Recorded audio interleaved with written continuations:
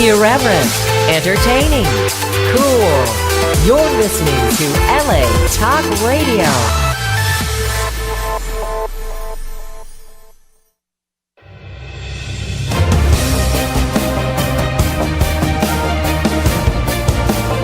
You're listening to Female Filmmakers Fuse with Alexa Polar, only on LA Talk Radio.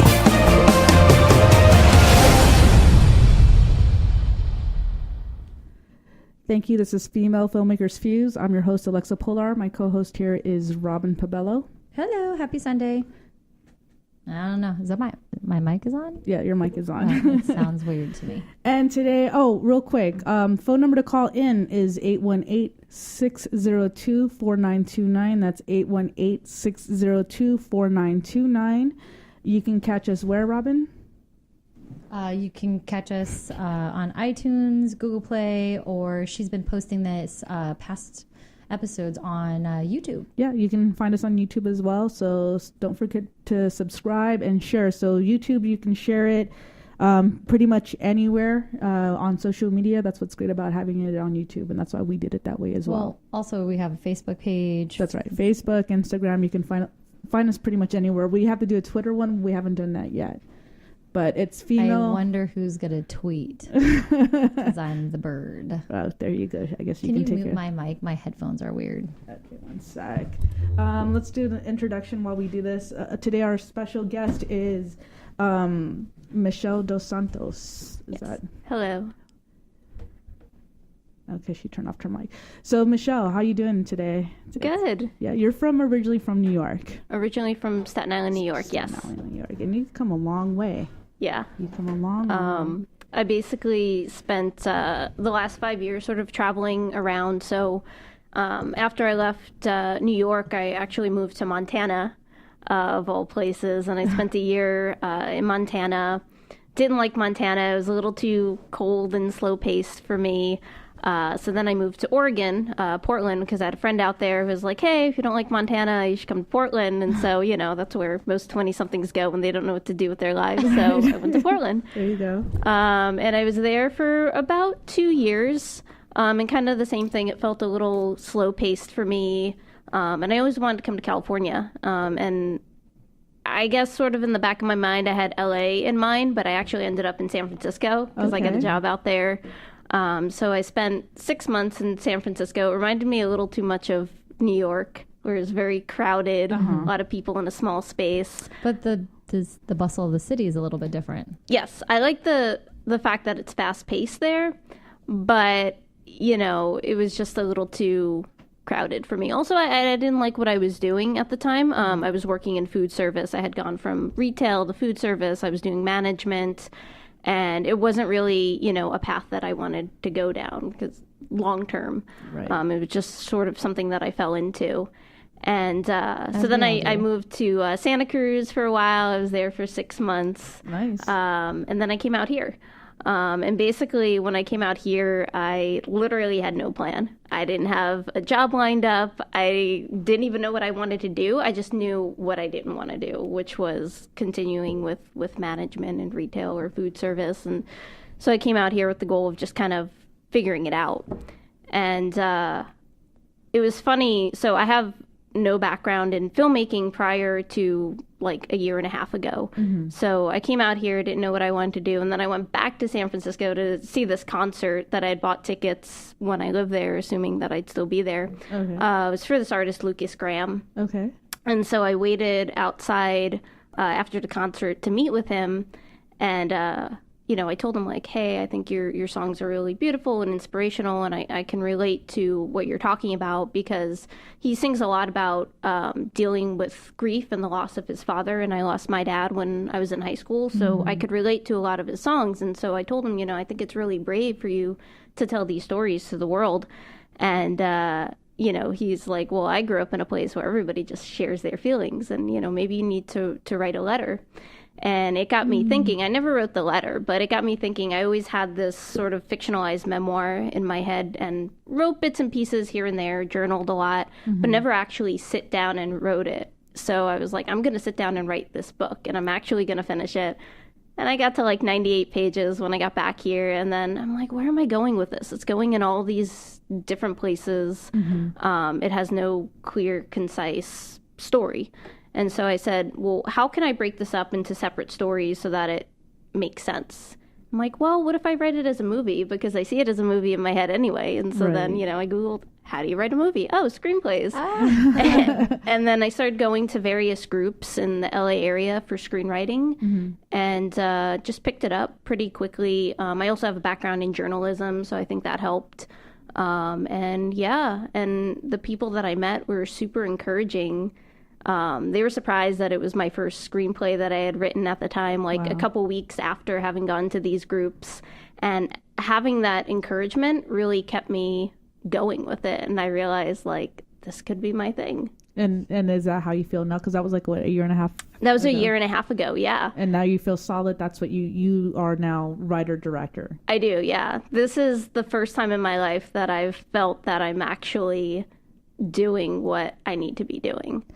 Isn't that an amazing feeling? Because I know, I've been through similar things where I started off I started off in this industry straight out of high school, and it was really weird because I was approached in a different way where they're like, hey, you have a different look, you could play anything, because you can't tell where I'm from exactly. I speak Spanish, and they're like, where are you from? Because their Spanish is slightly different than, because I'm in California. I was born in Peru, so that's why my Spanish is slightly different. Different countries it's slightly different, you know. And so I was approached by an agent at the time, and she was like, you should get into acting. It wasn't my thing, though. But that's how I was approached. And I didn't really like it. And then I went into the military, and then I came back home, and I went into the legal field and all this stuff. And so I worked in the legal field for a little bit, and I enjoy it. I still do it on the side. It's something that, because I think I'm pretty good at it, but it's not my passion. And then when I realized what I really was drawn to was this industry, was writing, that's when I was just like, that's really what I want to do. And I think once I started seeing myself as that, it was a whole different feeling for myself. And I think that's, as an individual, is one of the best feelings you have, no matter what industry you're in. When you find your niche and what you like and what you love to do, and you finally accept it, I think that feeling is just amazing. And so that's why I'm asking, is that what you're feeling? Oh yeah, absolutely. And I've worked a lot of different career fields as well. In addition to retail, I did legal, I did baking. I was just kind of all over the place in my 20s and teens with really just trying to figure out what career was right for me. And I feel like had I not gone through those experiences and worked those jobs, I wouldn't be where I am now. So even though they weren't the right careers for me, I can take skill sets that I've learned from those jobs and apply them to directing. I actually think that, having experience in retail management is great for directing, because you learn how to manage time and schedule and manage multiple projects at once. So I just try to take bits and pieces of what I learned and realize that, you can apply them to anything. And it's amazing because you're self-taught. So you didn't go to film school. Right. So you're self-taught, and then you've incorporated what you taught yourself, and then meeting other people within networking here. Right. So a big thing for me was networking when I came out here and decided that I wanted to write screenplays. And so once I started writing and networking with people, and people were reading my material, they wanted to help me with projects. I met a director who asked me to come on board for his feature because he liked my writing. So I helped with their pre-production process, mainly crowdfunding. Ended up doing some post-production work for them, and he became my mentor basically, and he taught me so much about filmmaking. And so it's, I guess, having one strong thing that you can focus on, that people are like, hey, you have something here. And so I think that's how I've been able to connect with people, is one, making genuine connections with them, keeping in touch, and then also, I guess showing that I work hard, because some people are like, you never stop working, because, people ask me what I do in my free time. I'm always either writing or editing or, doing something for, a project. But for me, it just feels like fun. So It's not really work when you're having fun, right? That's true. It's the best feeling, actually. That really is. And you've done a couple of shorts, like 2 of them were like 22 minutes long approximately, right? Yes. Or something like that. And then you did a 5-minute short. What's the difference between the 5-minute one and then the 22-minute one? What would you say would be the difference? I would Besides time. Yeah.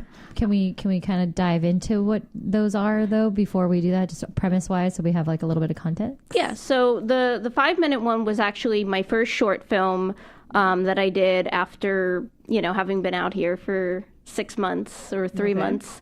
And it was basically for a NASA competition where you had to incorporate at least, I think, 10% of historical NASA footage into the short. Okay. So it was for that competition. Unfortunately, it didn't place, but it was a great experience because it was my first project directing. But basically in this film, there's a little girl who wants to be a pilot, but her dad is sexist and is like, girls aren't meant to fly planes. And so she recreates this pilot training program using her imagination. So you see her just using everyday things in the house that's her like training. And then in the end, well, I guess I won't give away the ending, but yeah. Where could we find that one? It'll be online shortly. It was I had submitted to a few competitions, so once that's finished, it'll be up on YouTube. Oh, what's it or called? Vimeo. It's called Prepare to Launch. Prepare to Launch. Oh, I like it. Yes. That's cute. I don't know if you know, I'm a DP, non-union wise, and then union, I'm a second AC, but visually, I'm definitely a visual person. So like, everything, I really want to see what you've put together because I could see the bits and pieces of it being put together and just like the little cutaways and like, just this imagery of a little girl, like, fighting without fighting against her dad because right. I mean, there's that, that tension and that like excitement of like, I really want to do this, but I don't want to go against my dad's will.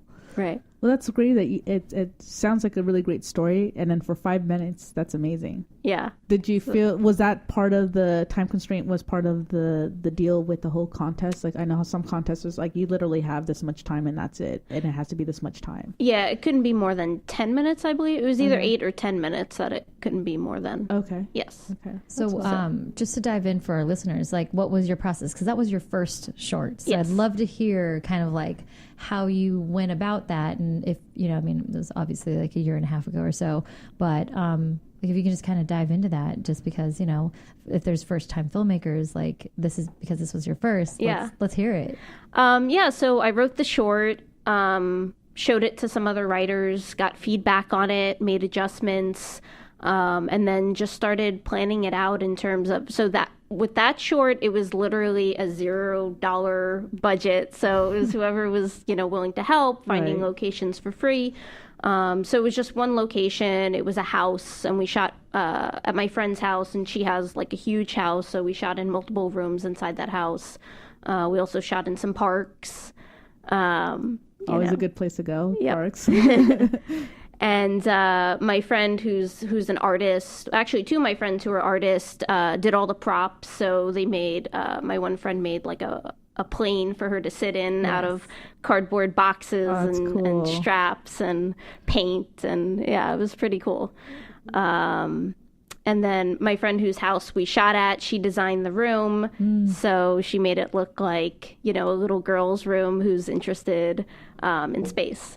That's cool. So that was really cool. And so that was kind of the process. And then, sitting down with the DP to create a shot list. And I think, we shot this, I want to say in 3 days, which, looking back now, I'm like, that's a long time to shoot a 5-minute short, because I've shot other projects, since then where we've shot in 22 minutes in 3 days. So, I've learned how to become more efficient with time and scheduling and, Well, it's a constant learning and growing process. Right. So, I mean, I know, professionals that have been in this industry for umpteen years, and then they're always saying like they're constantly learning new things or ways to fix things or resolve things. I mean, more so through Robin, because she's known more people in this industry and your mentor has told you as well, correct? Yeah, I mean, once you stop learning, like it's kind of like, where do you go? So you have to be constantly going, because there's always a new item on the menu. Like something new has come up, or there's a different way of shooting, or someone's come up with something else. I mean, it's fantastic. And even though, how many years of cinema there's been, there's still a new way of finding that shot. There's a new way of lighting it, or giving it context, or storytelling in the imagery. So, I mean, it just really depends. So like when you say you took 3 days to shoot a 5-minute short, to me, I'm just like, wow, that's heaven. You know what I mean? Yeah. It's like, it's almost like taking a film photograph, just to clarify. You have to have that patience. And like, I feel like we rush so quickly. So like you can take, like 10 digital pictures in like a matter of like 15 seconds. Whereas if you take a film photo, like hopefully, you're taking the time and you have that patience to wait for that perfect moment to capture. Right. You're a little more stealthy and a little more picky when it comes to film, because it's just like, okay, there's this one moment and I have to capture it. And then on top of that, then you have the anticipation of waiting for it to be processed and like finishing the roll. And then, did it process well? Did I expose it correctly? Or if you sent it in to have it done, you still have to wait. And that's that golden moment where it's like, here's the reveal. And I feel like we kind of like lost that grandeur of it. I mean, I was film. Really, yeah. I mean, I know this is a huge debate, and film's not dead. It's not. I mean, I still find, and it's funny because it's actually coming back into trend.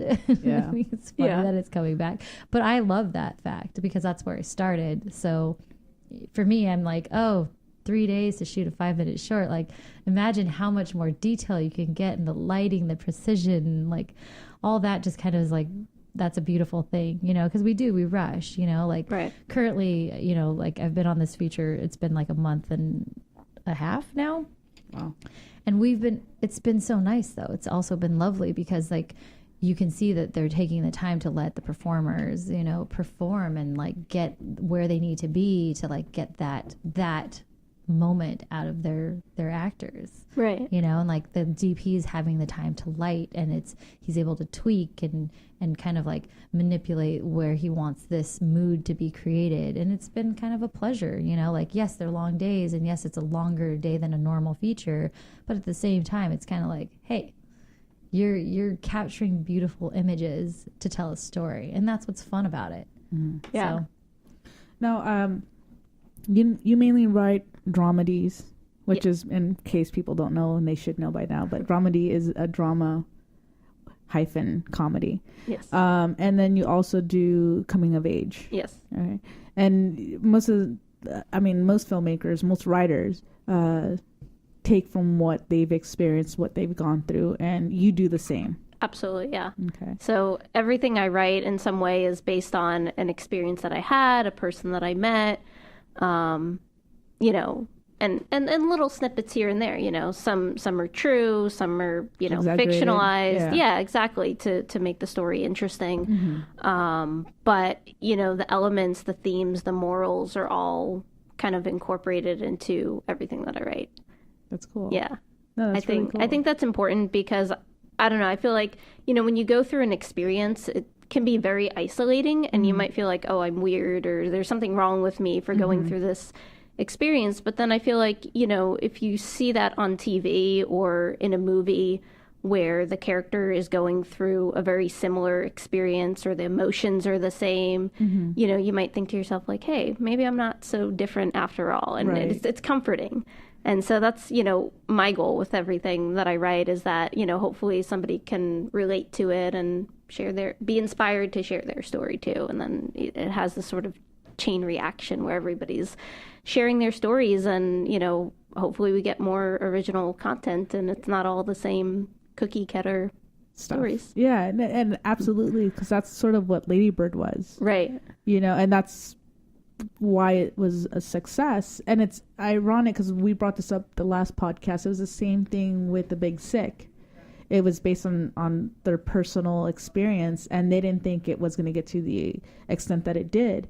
And I feel like a lot of times the storytelling, when it's that true, that coming from the heart, coming from, even if you tend to exaggerate certain things because sometimes you just have to, and then it's weird and funnier when it's not exaggerated. That's really what it was. And it seems exaggerated, but I think it's amazing because, like you said, you're absolutely right. People find that it's relatable, and then you don't feel alone as a filmmaker as well, because you have people come up to you or write you and be like, oh my gosh, like I totally went through the same thing. I thought I was the only one. And then it makes you feel better because you're like, okay, so I wasn't alone. I'm glad that it went out and affected these people, and they were like, this is relatable. I went through the same thing, you know? And I think that's part of what's great about this industry, is that we have it's a platform for us to utilize our voice, right, and what we've gone through and what we've experienced and what we hope to change. Because that's the thing too, is like we could tell the story and we can persuade people depending on how we capture it, depending on how it's told.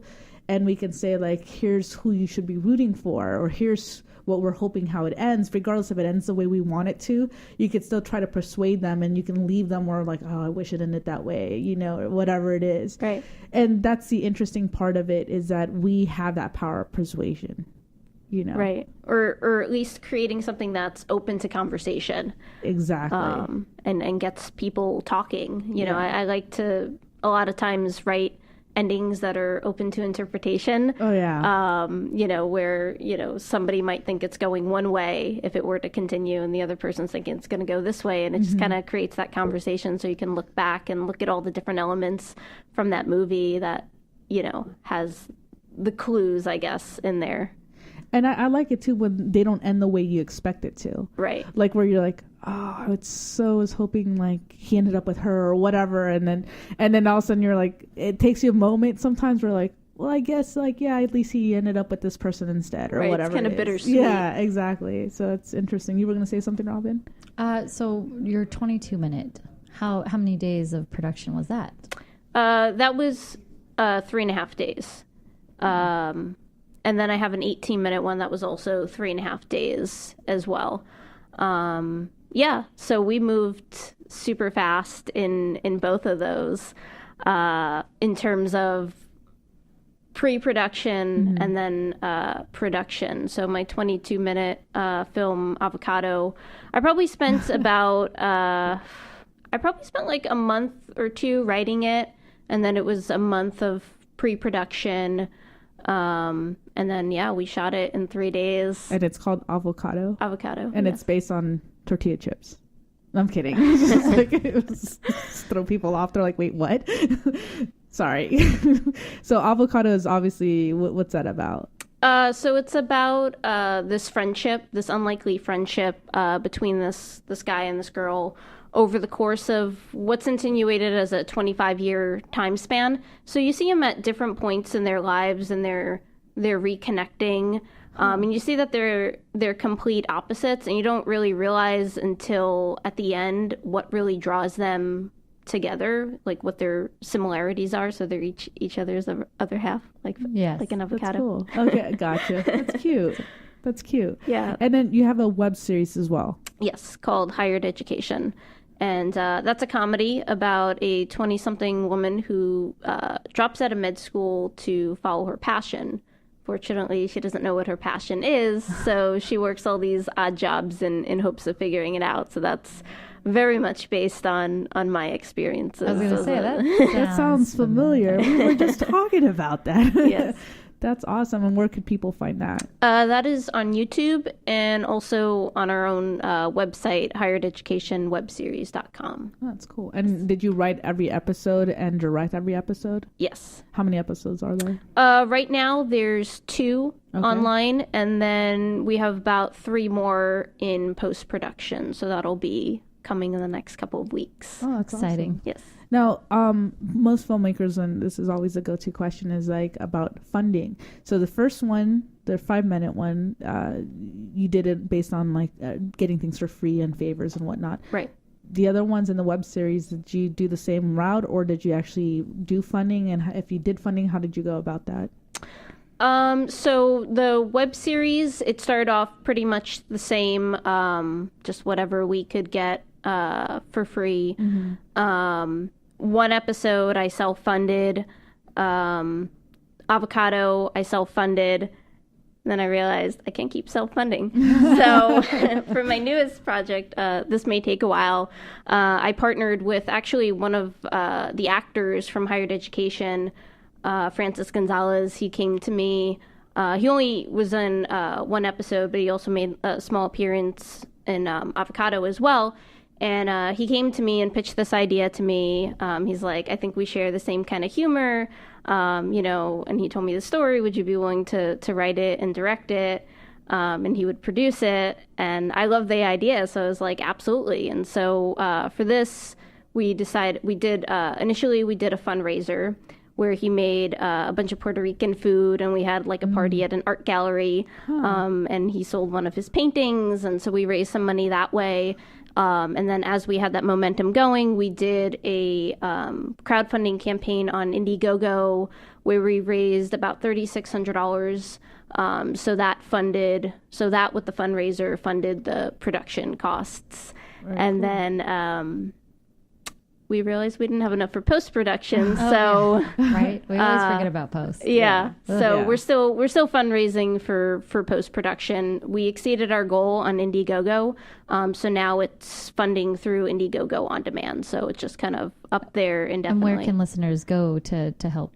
Indiegogo.com/thismaytakeawhile-movie. Yes. I love the title. Is that the actual title of the movie, or is that just the title of trying to fundraise? That's the title of the movie. That's awesome. The irony. I love that. That's really cool. This must take a while. Okay. That's cool. And that's something that you wrote. Yes. A lot of it was based on Francis's personal experiences. And then I incorporated a lot of my quirks to the character and to the story. But basically it's about this good-looking Latino guy who is a model, but he wants to be a web designer, but nobody takes him seriously because he's so good looking. So what we do is a lot of role reversal. So a lot of situations that you would find a woman in, but a man in that situation. Gotcha. And I think, really the funny part about it is it's like a man's perspective, but still through a woman's perspective because I wrote it. And so, it was a lot of fun. And I think there's a lot of relatable things in there that I think the audience is going to really connect with.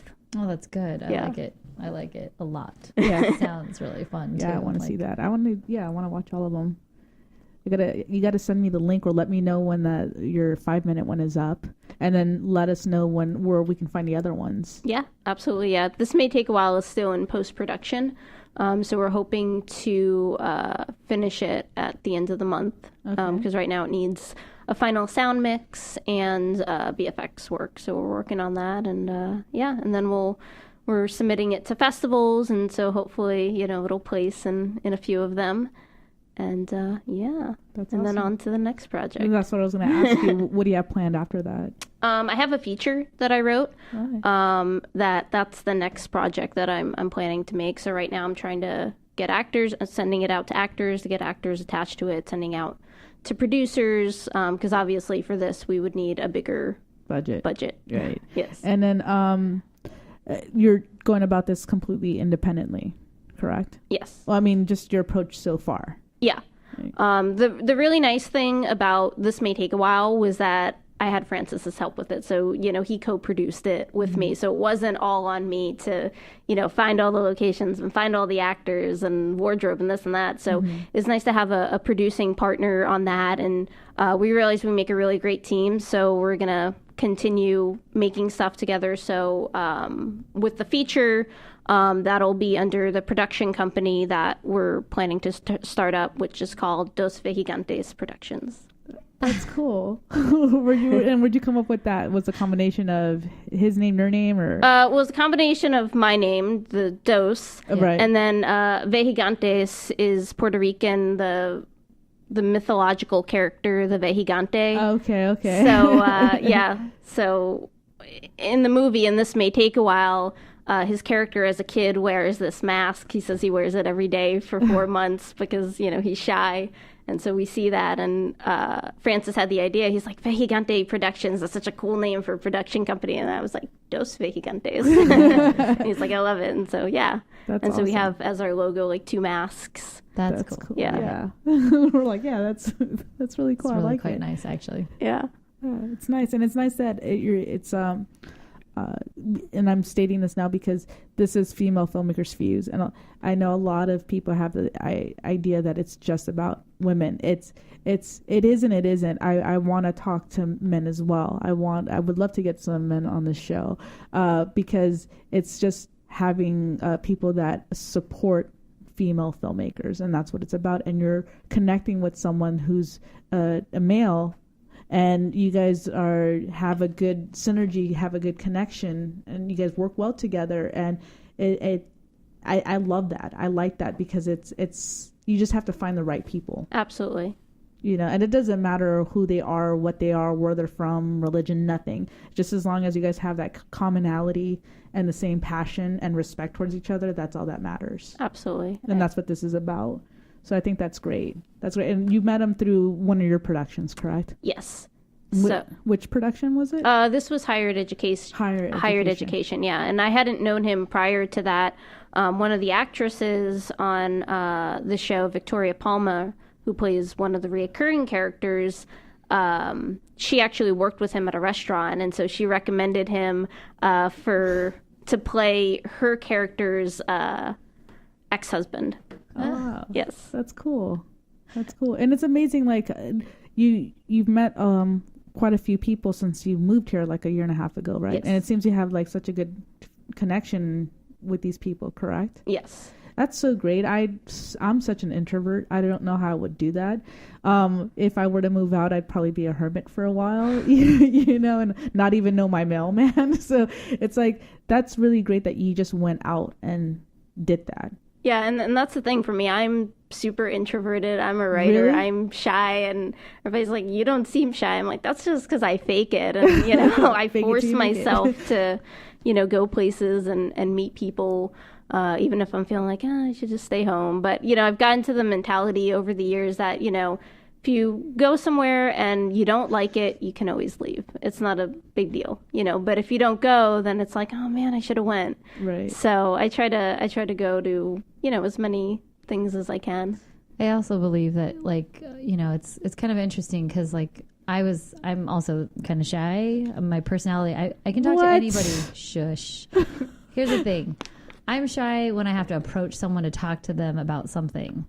If it's just us hanging out, I could just hang out and just be loud, and that's just who I am. Like, I like to go everywhere and do everything and try something new, and like, I'll make the best of every situation because that's just the way I was raised. Like, why not look at the sunny side of the street? Like, even if you're on the shady side, it's too bright and hot.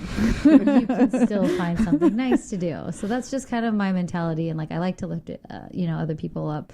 The thing of it is like, you absolutely have to put yourself out there because, like, the more someone sees your face, even if they don't know who you are, the more they see your face, they're going to be like, I know you from somewhere. We've worked together. We've done something together. And that just kind of creates a conversation. And then you can go into it, and like, you going, from New York to Montana to Oregon to every, San Francisco, Santa Cruz, and then to here, it's kind of like, oh, okay, great. So you obviously were brave enough to travel on your own and to be in a place that you didn't know anyone, to like then walk outside of your door, to then talk to somebody, to get more experience and understand life a little bit better. And to me, I was just having this conversation with Alexa. I was like, I think everyone should have a tiny home because it forces you to go. I'm sorry? A tiny home. A tiny home, yes. Because then it forces you to go outside of your comfort level. Like, that tiny home is not meant to stay in. It's meant to, like, sleep and eat and shower and then leave. Right. Because, like, you have the whole world. Like, it's amazing. Like, even if you just go outside of your door, you can meet someone. Because if you have that mentality, then it's kind of like, hey, what do you do? Or where are you going? Or where have you been? And then it just sparks that conversation. And there's that human connection, whereas we don't have that as much anymore, like barely anyone's looking up at their phones. But, like. That's true. I want to add to that. So with the whole phone thing too, Robin and I, we went to, what was it again? The park? The National Sequoia Park. I don't know why I forget the name, but we went there, and there's no reception at all. My phone, that was it. It was non-existent. while we were there and then on the way down. And there was a lake there, and I've never gone to a lake, and it was hot. It wasn't as hot as it's been this weekend. Oh yeah, it was over 100 degrees. Was it? Yes, it was. Well, anyways, I felt like it was hotter now, but it's interesting. Just anyone listening, just stay hydrated, stay safe. Like, no, seriously, because it's dangerously hot for people that are older and younger, and your pets. Like, keep them in safe places. And anyways, on the drive back, there's a lake, and I've never been to a lake. I've only seen them when you drive, but I've never actually stopped at a lake. And I told Robin, I was like, if we stop at that lake, I'm gonna jump in. No, I didn't. She did not jump. I didn't jump in. I jumped. My point is that this past weekend with the heat and everything, I was thinking like, I want to go to a near lake because I enjoyed it. It was pretty. It took me a while to get into the lake. Half an hour. It took me a while to get. There were little kids that were like, "Come on!" And she was like, "I'll do it. I'll do it." I was like, "Oh my god!" And I just like that. Yeah, I'm gonna enjoy the lake because it's hot. But it got me out of my comfort zone. It obviously took me a minute. We don't need to say how many, 30. but it is great that you did that because I get it from a smaller scale. But now it's kind of like I wanted to go back. Like I was like, oh, where's the nearest lake that I would want to go into? Right. Keyword is that I would want to go into. But I was just like, because that was really fun. That was really cool. And I couldn't use my cell phone. So that was nice as well. So I was able to just veg out in a way, like just de-stress, disconnect. And I think that's an important thing as well. I usually do that when I go to Santa Barbara. I'll have my phone with me, but that's my go-to place where I can get creative and come up with ideas. I haven't done that for a while, and I don't know when's the next time I'm going to do that. But it's like one of those things where it's just like, I like going there for that reason. Do you find that there's certain places that help you disconnect and just, revamp? I mean, I don't have really a particular spot that I go to. I'll go on walks in Silver Lake, like around Silver Lake Park. Okay. And that helps me just kind of clear my head. For writing, I'm probably like most people when I go to a coffee shop to write. Well, it kind of depends. If I feel like I need to people watch too, then I'll go to a coffee shop. But it's funny because I feel like my best writing comes at like 2 a.m. when I can't sleep and like all these ideas are flowing, and I'll, be up till like 5 a.m. just writing. But yeah, it just kind of comes in spurts, and, sometimes I feel like, I need people interaction. Sometimes I'm like, I just need to be by myself. So it kind of, depends. Yeah. Varies from person to person, mood to mood, I would assume, It's always funny because I'm not at all a writer. So, I'm always curious as to how that works with other creatives. Cause like I'm very organized, like so much so it's kind of crazy. She has a to-do list for her to-do list. I don't, but she does. I will color code my to-do list. That's what I'm talking about. But yes, like I'm just very organized. I've always been that way and I like it that way. But at the same time, like I can go jump in a lake. When I'm going to say I'm going to go jump in a lake, I can go, and I am sassy, but I'm cute sassy is what my friend told me. She's like, I'm sassy, you're cute sassy. And I'm like, is there a difference? but the thing of it is, who told you that? Rennie. Shout out. My girl, Rennie. No, I think it's just kind of interesting because like, when you have that interaction, like you never know what you're going to get, like I'm the same way with imagery. Like I want to take those walks, or I want to be in the city, or there's times where like I feel bad for anybody. I should just put like a sticker on my truck that just says photographer frequent stops, because there's times where you're driving and you're just like, oh, that was gorgeous.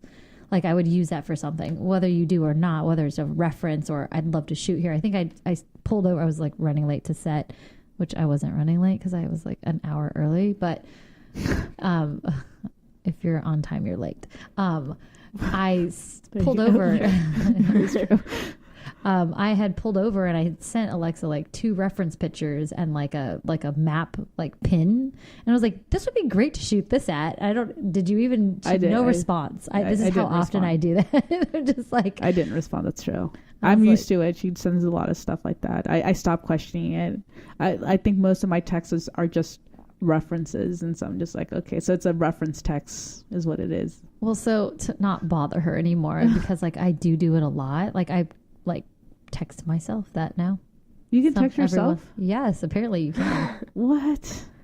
Okay, So, guys, I just learned something new today. You can text yourself, and I can have conversations with myself. Well, not a conversation. It was reference pictures. But anyways, but yeah, you know, because that was the other question it was going to lead me into was your DP from your first short. Did you use again for your second or your third, or has it always been like a different person each time? It's always been a different person each time. As I've learned, you know, what I like and what I don't like, and learning different cameras, and, you know, finding DPs with different camera equipment that I've wanted to shoot with. So my first short was shot on, I can't even remember, but it was a basic Sony DSLR camera. And then for higher education, we shot on a Canon C300. Okay. Avocado, we shot on a C300 Mark II. Okay. And then This May Take a While was shot on an Alexa Mini. Oh, wow. So, yeah, nice. It's really cool to, like, learn the different types of cameras. I'm actually working at a camera rental house now, so I get to learn even more about the lenses and the equipment. And, oh, my goodness, yes. You know, figure out, like, you know, for the next film, oh, man, you know, I want to try shooting, you know, with this, you know, anamorphics, I'm thinking, for the next one. That will be nice. Yeah, we're currently shooting with the anamorphics, Cook nice. Anamorphics right now. What little rental house are you working at? The camera division. Are you really? Yeah. Oh, my goodness. I've probably, how okay, let me start all over. Words. She got super excited. You're talking her language now. Yes. What part of camera division do you work at? Rentals. Okay, that's probably why I haven't seen you, because I would be there for prep, like on the floor, on the bays. I'm usually walking around. How funny. Yeah. I pitched something, so you talk to your boss. I won't mention his name. I told him to use Bangers and Mash as the symbol, because they never have swag. And I was like, that would be the perfect swag, because everyone knows Bangers and Mash. If you don't know Bangers and Mash, you need to go and visit them. But that's I was me. saying, I don't know what she's talking about right now. The two cutest little dogs in the office are little office dogs. Okay. Thank you. But I was saying, like, that would be great to, like, have that as, like, just, you know, like, that would be the symbol of, you know, the camera division. That would be cute. Yeah. I've told him, and he's like, maybe. And I was like, seriously, everyone loves dogs. You don't even have to put anything. Everyone will wear that. I would wear that swag. I would take that swag. Dudes would wear that swag. I mean, they're so sweet. And then it would just immortalize them as well. And, like, you just see them. You're just like, puppies. Have you met Thunder? The puppy Thunder? No. Yeah, what? He's the new puppy in the office. Oh, I haven't met. I have to go. I need to go there. They're great. I love them. What suggestion, advice would you give someone that's starting up? I would say, you mean in terms of filmmaking? Yes. I would say connect with as many people as possible, but make genuine connections. You know, help other people, because I feel like that really goes a long way. Yeah. Which is why the key phrase is genuine. Yeah.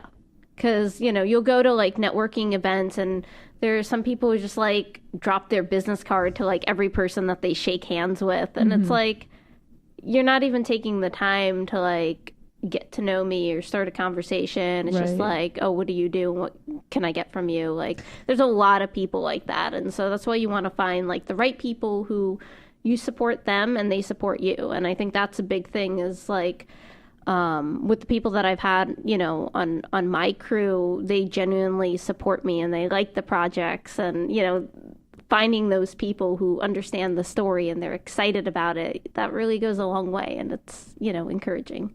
That's cool. They're there for the right reasons. Right. You know, and that's what's kind of nice about it, is that you find, like, that humanity between each other, and it's kind of like, it's not work. You know, I just recently, we were at a production meeting yesterday, and, you know, the director was just like, yeah, he's like, I had to, like, my DP had to dip out because he had to go back for whatever reason. And so I had a replacement DP for the day. And he's like, it felt like work. And I was like, oh, I was like, the quality of work was fantastic, but there's a different shorthand.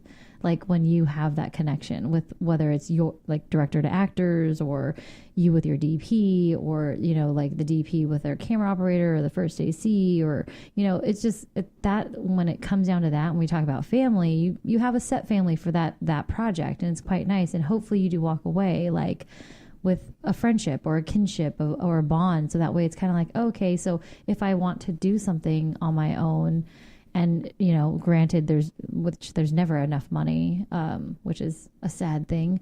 I'd gladly barter my talent and time for somebody that I like, that I feel would do the same. Right.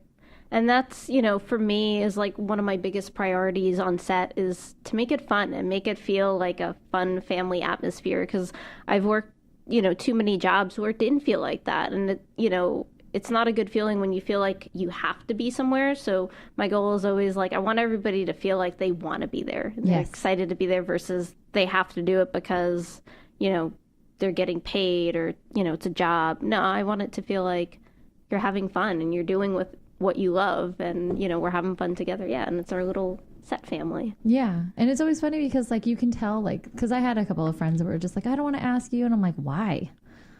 Like, oh, well, because you're working so much. And I'm like, yeah, but like, I'd like to be on set with you because it's fun to be around you. So like, I don't care if I work like on a 2-day short or a 3-day short, you know, you're there because I like the story. I haven't done it before, or I'd like the people that, you know, that's there. Last thing that comes down to it is like the paycheck. I mean, yes, we need a paycheck to pay bills because we all have to live, unfortunately, because we need money, but it shouldn't be the deciphering factor all the time. Right.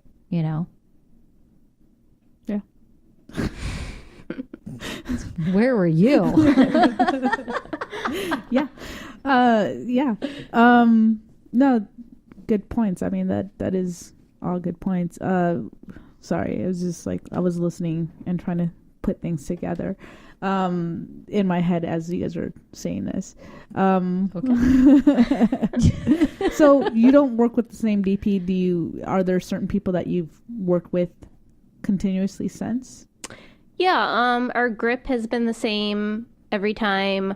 I have a friend who he started out as a PA, and now he's an associate producer. And he's been, I think, on all my projects except the first one because I didn't know him then. You know, a lot of the actors I'll cast in other projects. Okay. So Keely Bright, the main actress for Higher Education, she actually had a little appearance in This May Take a While. And actually a fun thing I like to do is sort of cross the worlds. My friends make fun of me because I'm like building this universe. But, you know, like there's references to Avocado in This May Take a While. And Avocado, there's references to Higher Education. Obviously, like nobody's really going to get it unless they see everything. But it's when you're there further in your career, that'll be a beautiful little throwback and reference, which is quite nice. Yeah, that is cool. Like that, keep doing that for sure. Yeah. Is that going to be your thing? Yeah, it's already. Awesome. It is. I know her thing, but I'm saying like she, some people let it go. That's what I meant. Like you're gonna continue that. Is what I meant. I mean, if she's a writer, I think she has control of that creative. I mean, you know, you can reference whatever you want to, you know, and it could be whether it's an inside joke or a reference to something previous or something that you're going to. I mean, good Lord, I hate to bring this up, and it's totally inappropriate, but Roald Dahl in, you know, like one of my favorite movies, Willy Wonka and the Chocolate Factory, you know, he uses Snowsberry, and he then wrote an adult book referencing that. I'll let you guys look that up. I do not want to say this on the air, but that was something that came up and I was just like, what a bastard. I mean, but at the same time, like he built his universe out and kind of like thought, you know, before, during, and after, like, how can I make this a connection? And like later in life, I mean, it's a genius too, but at the same time, so disappointed, but not because it's kind of funny, but right, bad. Anyways, we'll move on from that. Okay. When you made that venture from New York and ended up here, this is just my own curiosity. Was that on plane or did you drive? So I flew to Montana, and then I bought my car out there, my 2000 Honda that just hit 100,000 miles like 2 days ago. Yeah, and then so from Montana I drove, you know, everywhere else. Yeah. So the 100,000 miles is everywhere else. Yeah, cool. The car had like 40,000 miles on it when I bought it. Okay. Yeah, That's like 5 cool. years ago. So. When was the last time you went home? And like, is there anyone home? Because I know that you have friends now in multiple states across the United States. Yeah. So all my family is back on the East Coast. They're in New York. I haven't actually gone back to New York since I left 5 years ago. Wow. But they did come out here like a couple of months ago. That's nice. Which was nice. And and I try to keep in touch with my main friends from each of this. I feel like I usually have like one or two like really good solid friends in each place that I've lived. So I keep in touch with them. And actually, it was funny when I was doing promotion for higher education, and we decided to make like flyers and postcards. And I had this random idea about calling my friends and asking them like, "Hey, can I send you a bunch of like flyers to put up?" And they're like, "Sure, send them to me." And they posted them like That's so their cool. local places, like schools and stuff like that. So that was really sweet. Yeah, that's No, really that's amazing. cool. That's great marketing. I mean, that's that's the best way to like get like word of mouth too. That's what I was gonna say. Like, if you go back to New York, I mean, now that you're into film, because you weren't until you hit the West Coast, Right.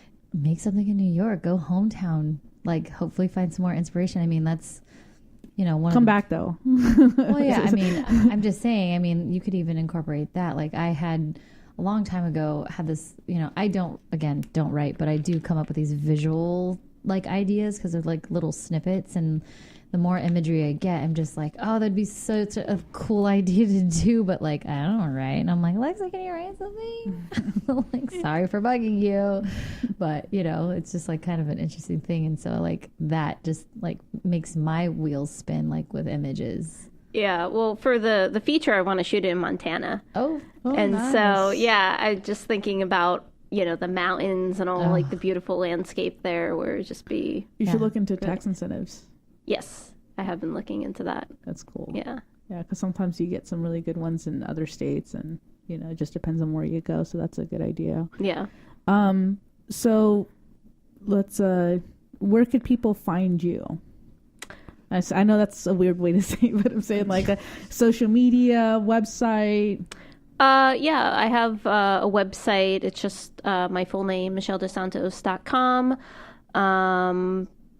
Let's see, Twitter and Instagram is just by and then my last name, DOSSANTOS. Right. Straight and to the point, right? Yeah. And you're on Instagram as well, or Yes, it's the same. Same Yeah. bit. Okay. And then you have the website you mentioned for the web series, everything else that's coming up, and you mentioned the crowdfunding for the Indiegogo.com/this may take a while movie. That's awesome. I'm gonna check it out, and Yes. please keep us posted on that. Absolutely. Yeah, I think too, like another key thing is like, because we are about like supporting other filmmakers and just fusing us all together, regardless of your creed or color or religion or gender as well. I like the fact that if you set aside like whether it's a small fund for like supporting each other, I think that's a really good thing. Oh yeah. So like as a filmmaker, like just remember to support each other, whether it's with your time, your talent, or a little bit of monetary, because it does take money. We all know this. We're all starving artists. But yeah, that's another way of just supporting, because whatever you're putting out there, guys, it's gonna come right back to you. So Right. just keep pushing that positivity and lifting each other up. Absolutely. Good way to say things. That's really good, Rob, and thank you for sharing that. Anytime. So we do have our social media on Instagram and Facebook and YouTube. Robin will start doing Twitter. Oh, damn it. And just I want to put this out there before we close. If you go to the original one that started everything, was a Female Filmmakers Fuse on the Instagram and on their Facebook. They are doing this whole Legends and what is it? Well, anyways, it's the females that started, pretty much broke the glass, the ceiling and everything. And you guys should check it out. They're almost every day constantly sharing someone different and amazing, and it's a good way, educational way to learn and see who these amazing female filmmakers were that started everything. So I highly suggest you look into that. You're talking about not the podcast. You're talking about Right, the Instagram filmmakers, female filmmakers Fuse. Right. Yeah. So they're highlighting. They're doing like a series of highlights of different filmmakers across the board from the early beginnings of 1800s. 1896. Yeah, it's so, crazy. Oh, wow. Yeah. I mean, Very that's another conversation. But if you guys want to, please take a look at it.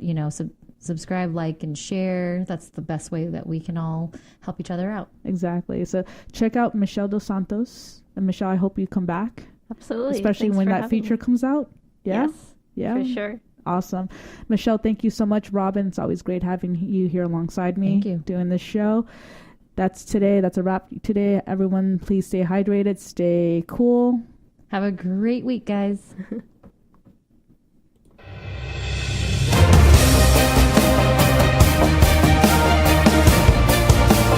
You're listening to Female Filmmakers Fuse with Alexa Polar, only on LA Talk Radio.